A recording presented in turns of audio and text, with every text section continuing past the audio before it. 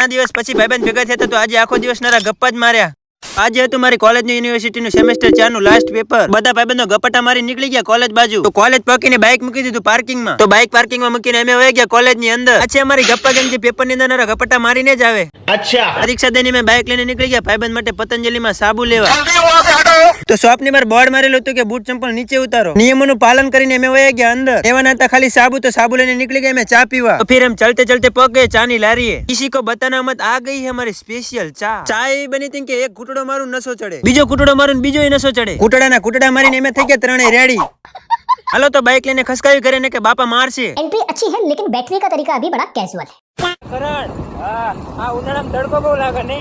અલા ટપકાઈ નાખે એવો તડકો. તો તડકો બહુ હતો, તમે એસી ની હવા ખાવાને પૈસા ઉપડો પકી ગયા એટીએમ ની અંદર. પૈસા જ ના ઉપડ્યા પછી એસી ની ઠંડી હવા ખાઈ નીકળ્યા બારા. कैसे कैसे लोग रहते हैं यार यहाँ. ત્યાંથી ભાઈબંધ માટે લઈ લીધી કપડા ધોવા માટે સાબુની પેટી. ત્યાંથી અમે પકી ગયા